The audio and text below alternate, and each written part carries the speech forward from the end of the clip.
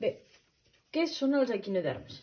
Doncs els equinoderms, per començar, són animals invertebrats que només viuen als mars i oceans.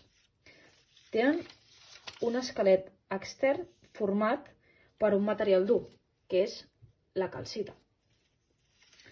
Tenen un sistema circulatori hidràulic, és a dir, que l'aigua és el líquid d'aquest sistema. I per últim, tenen una simetria pentaradial, és a dir, que el cos està dividit en 5 parts iguals, com aquesta estrella d'aquí. Però, qui són aquests equinoderms? Doncs bé, aquests equinoderms els podem dividir en 5 classes. Les estrelles de mar, els eriçons de mar, els cogombres de mar, els lliris de mar i, per últim, les ofiures. Però, on viuen aquests equinoderms? Doncs bé, aquests equinoderms es troben a tots els mars i oceans del planeta Terra i es poden trobar des de la superfície dels 0 metres fins als 6.000 metres de profunditat. Però bé, i de què s'alimenten? Doncs bé, aquests equinoderms tenen diferents estratègies per menjar. Com per exemple, la primera seria el depredador, és a dir, s'alimenten d'animals vius. Però aquests equinoderms, quins són els depredadors? Doncs bé, estrelles de mar, eriçons de mar i les ofiures serien aquests depredadors. Però hi ha més estratègies, com són els detritívors, és a dir, que s'alimenten de matèria dipositada al fons del mar. I aquests serien els cogombres de mar, els eriçons de mar i les ofiures. A continuació, hi ha un altre grup, hi ha una altra tècnica per obtenir l'aliment, que serien agafar la matèria orgànica suspesa a l'aigua, és a dir, serien suspensívors. I quins serien aquests equinoderms suspensívors? Doncs les estrelles de mar, els eriçons de mar, les ofiures i els lliris de mar.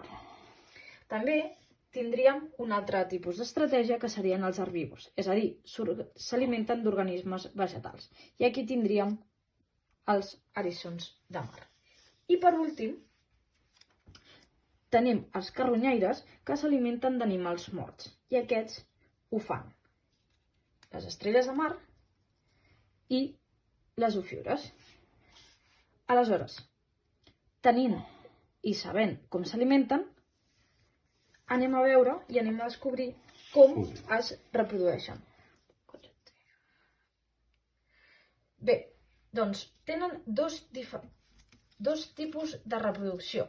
La primera seria una reproducció sexual on donen lloc a nous individus a partir de 2 organismes i aquest tipus de reproducció el tenen tots els organismes, és a dir, estrelles de mar, ofiures, eriçons, cogombres de mar i lliris de mar.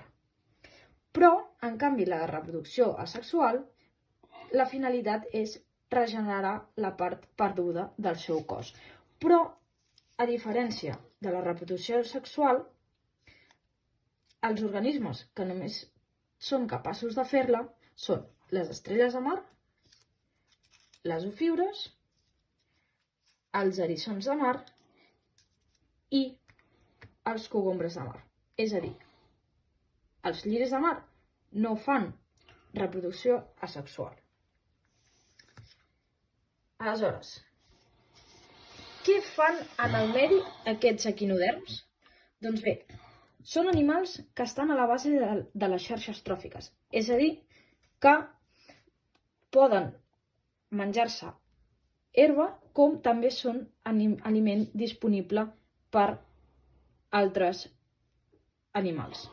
Després també hi ha alguns equinoderms que ajuden, quan es mengen aquests organismes vegetals, ajuden a netejar les aigües i per tant ajuden a la filtració dels esculls de corall. I per últim, tenen molta matèria orgànica disponible per a altres organismes. Doncs bé, sabent aquestes 4 coses que us acabo d'explicar dels equinoderms, teniu una visió general del que són.